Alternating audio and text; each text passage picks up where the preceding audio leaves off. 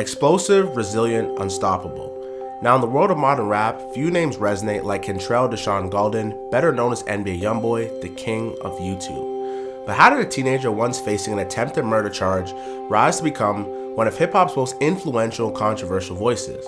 From lighting up Baton Rouge with breakout mixtapes like Mind of a Menace, to landing national hits like Untouchable in 2017, his journey has been anything but typical. I mean, what does it take, not just to survive, but to thrive in a world that seems to be set against you? Impoverished neighborhoods, crime-ridden inner cities. Nothing was sweet coming up on the north side of Baton Rouge, Louisiana. NBA Youngboy has become the voice of reason for today's youth, making it acceptable for many young men to embrace their emotions, joining a handful of legends such as Lil Wayne and Tupac to have his album Top go #1 while being incarcerated. But honestly, how many people can say that they broke records and beat the odds while fighting for their freedom? Over the last 1,826 days, fans have waited and watched NBA Youngboy overcome being blackballed, legal issues, federal charges, and relentless pressure. Now the wait is finally over. The highly anticipated Make America Slime Again tour kicks off this September 2025, marking Youngboy's long-awaited return to the stage. With his unstoppable 4K cult following, pushing the catchphrase, "Why be better?" one of the most passionate communities in music, this isn't just another tour. It's a cultural movement, fulfilling a 5-year drought which truly poses the question, is NBA Youngboy the realest rap nigga of the 21st century? When you're just an hour shoot what Youngboy Make America Slime Again tour, you're talking about one of the most prolific street rappers of our generation, house arrest, 2 federal gun cases, one in California, another in Louisiana. We're talking about someone who's lived the worst of the worst of his dad being in jail for 55 years, from not a great relationship with his mother, Tam, obviously, just living in the most effed up situation ever, but still producing good music and resonating with a lot of people. And today's gonna be a very special day. We got a lot of fans who can show out here lined up, man. Some of our place they do. I don't know how many people or that holds, but the capacity, I'm thinking about 18, maybe 20,000. But everybody, like myself, can see me got that green flag, and don't get more realer than that, man. Today's gonna be a special day. Youngboy might make a lot of people cry today, but that's what we're here for. Youngboy's story started in the heart of the north side of Baton Rouge, Louisiana, in the neighborhood of 38th and Chapua Street, better known to locals as 3860. Now, growing up on the block with Ben 10, OG3, and how can we forget D-Dog, NBA Youngboy, born Kentrell Deshaun Golden, was the middle child of 3 children born to his mother, Sharonda. But just like many young children in Baton Rouge, his upbringing was shaped by the absence of his father, who was sentenced to 55 years in prison for an armed robbery, which left his grandmother Alice Golden to raise him. Now Alice wasn't just Youngboy's caretaker, she was a one steady force of love and stability in Youngboy's chaotic world. I always stay with my grandma, like my grandma took care of me. My grandma gave me anything I want. So you was kind of spoiled by your grandma, you would say? Yeah, my grandma made me feel love. And when she died, I ain't never felt that feeling again. Only time I ever feel love is when I walk on stage. Even with that guidance, the struggles came early. At just 4 years old, Youngboy suffered a terrific accident when he broke his neck while wrestling. Now to heal, doctors forced him to wear a halo brace screwed inside of his head, which left behind 3 permanent dents on his forehead, something that his ops would try to clown him for as it became a part of his branding of growing up thugging. Those scars, although it was viewed as something of weakness, symbolized the pain and the burden of his upbringing and the battles that Youngboy would face before he was old enough to fully understand them. Youngboy would face a lot of tragedy in his life, but tragedy would strike in 2010 with the death of his grandmother. Now losing Alice ripped away his only real sense of safety, something that he would later reflect on his viral song, Lonely Child, talking about his rough upbringing in BR without his father and his bad relationship with his mother, and how he had erotic relationships with Nene and Yaya, 2 of his favorite baby mothers. Now, it was in that lonely environment that music first emerged as his escape, as a shield against the world, and honestly becoming the only way from the process the chaos closing in around him. My papa getting old, and once he gone, I'm on my own. Right now, I'm all alone. I pray that grandma keep me strong. By 14, Youngboy dropped out of school and committed fully to survival, something that he rapped about on the intro of Untouchable. Dropped out of school to chase my dream. I had something for the prove. I put my all into this shit, man. I can't fucking lose.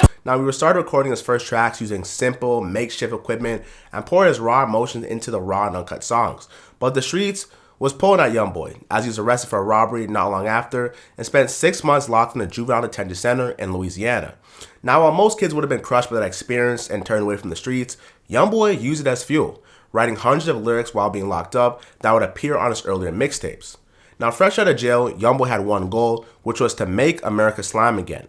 Now, coming up, YB was influenced by major Baton Rouge stars like Lil Boosie and Kevin Gates, and he sharpened his voice into one of grit and truth. In 2016, many people wouldn't have even imagined that NBA Youngboy would be dominating rap for the past 9 years and will be hailed as the Tupac and Michael Jackson of his generation. What's one thing you would say describe Youngboy right now? Who is he of the generation?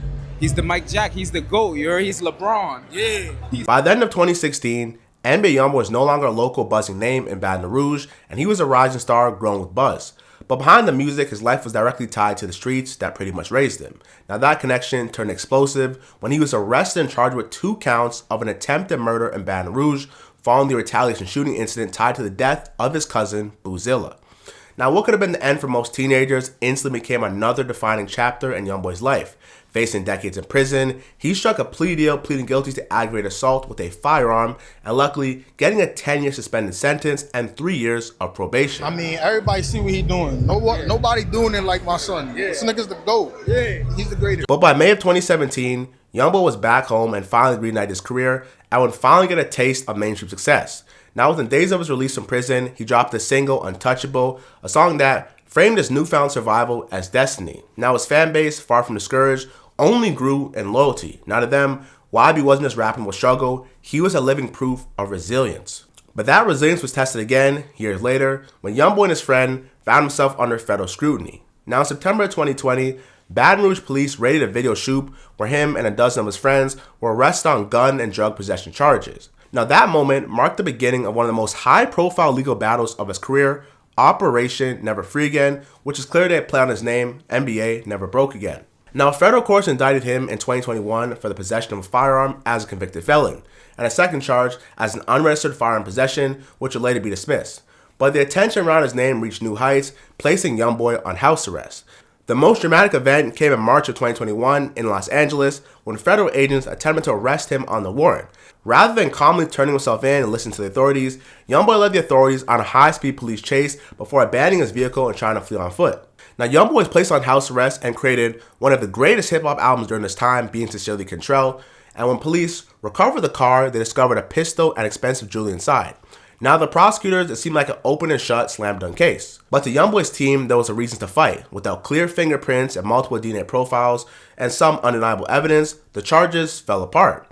Youngboy walked free again, and fans began to see him not just as an artist under fire, but as someone constantly outmaneuvering a system stacked against him. Just as that dust began to settle, another scandal emerged, this time far away from Baton Rouge. Between the fall of 2023 and early 2024, Youngboy and his inner circle became linked to a prescription drug fraud ring operating in Utah. Now, authorities allege that the group used identity theft and forged paperwork to pose as medical professionals, securing prescription drugs from local pharmacies under real identities. Now, the prosecutors were alleging that Youngboy convinced friends and associates of him to pick up prescription drugs under fake aliases and bring it to him while he was on house arrest. Now, for someone who already survived 2 close brushes with the feds, one being in California and the other being in Louisiana for both gun charges, this shocked a lot of people, both his critics and of course his fans. Now, in April 2024, Youngboy was arrested again facing charges of identity fraud, forgery and unlawful pharmacy conduct, and a possession of a weapon as a felon. Now, to be totally honest, this situation looked really shaky and like it may have been the end for YB. Yet once again, his legal team negotiated a deal. Now, by November 2024, after being represented by Drew Finland, one of the top criminal defense attorneys ever, he pleaded guilty to reduced charges and still had serious felonies, but not enough to send him back behind bars. In March of 2025, NBA Youngboy's story took one of the most shocking and unexpected turns in hip-hop history. After nearly 2 years of incarceration under federal supervision, he was granted a presidential pardon by Donald Trump during a highly publicized round of clemency. Now, this news sent shockwaves throughout the entire country and dominated headlines not just in hip-hop, but across all mainstream outlets. Now, the pardon officially erased his federal convictions. Now, for the first time in years, Youngboy could leave America and go to Jamaica, go to Paris, go to France, and finally go on tour, and conduct his business without legal issues dragging him down. Now, when Youngboy finally spoke to the public after the pardon, his tone was different than it had been during his earlier battles. In his words, there was relief, gratitude, and a sense of clarity. I feel like I can finally breathe, is what Youngboy said.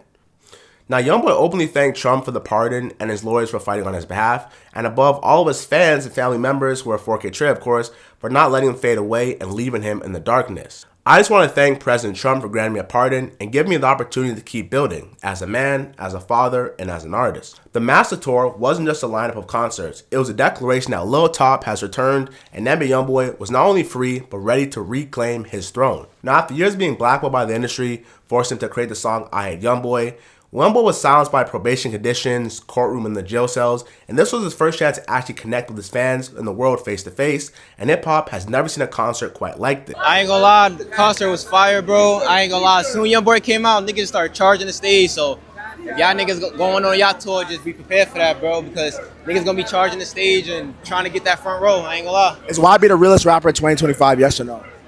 Hell yeah, I've been listening to for all my life, since I was born, I ain't gonna lie, like, I've been listening to him forever. We have one of the genre's most polarizing artists freed by a presidential pardon, stepping fresh out of a cell block and filling up an arena, just like how we said on 10 Talk. Now, Youngboy's freedom was more than just a personal victory, it was a resurrection of an artist determined to turn scars into triumph.